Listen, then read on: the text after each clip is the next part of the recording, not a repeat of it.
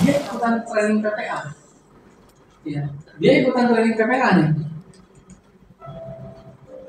Si Ganjilan Triswada ikutan training PPA. Satu kelas di ruangan ini. Rasanya gimana? Jangan-jangan dari pagi juga udah jadi masuk kan? Betul nggak? Tergantung persentasenya.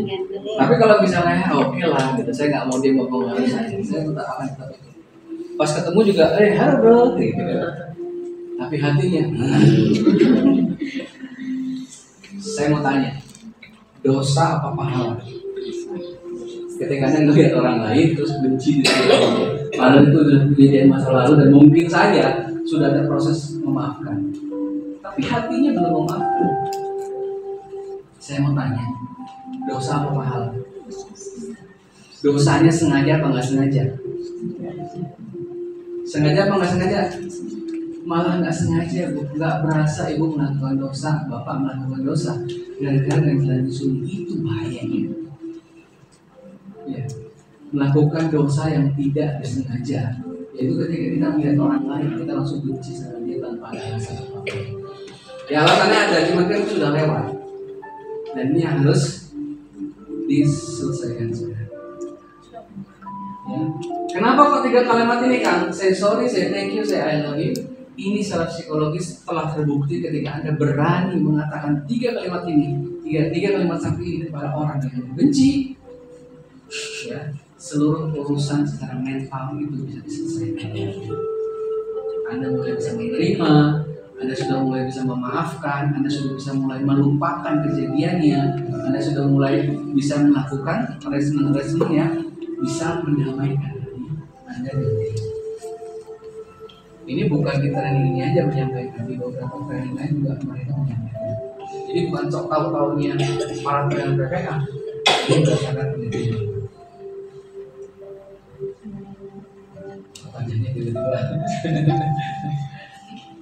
Terus gimana Kang kalau saya nggak berani?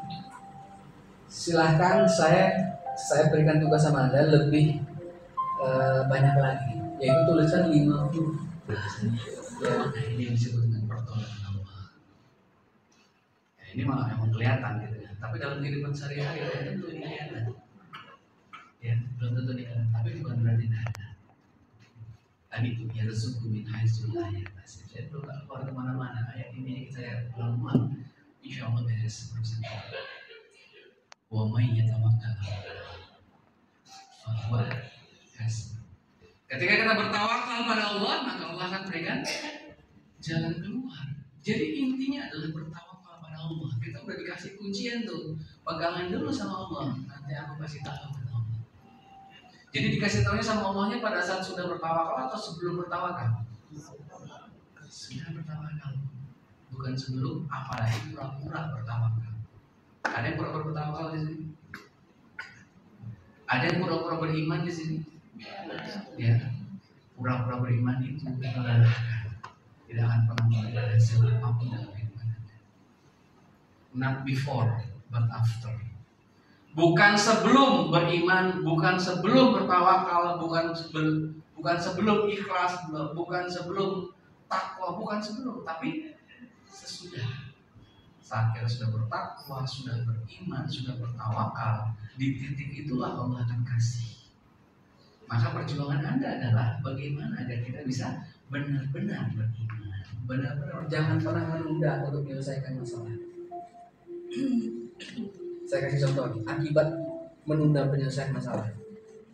Saya lagi ngomong, saya kan suka jalan begini ya, tiba-tiba nyenggol, ini tutupnya kebuka, airnya jatuh, kena ibu basah, tapi saya lewat gitu aja.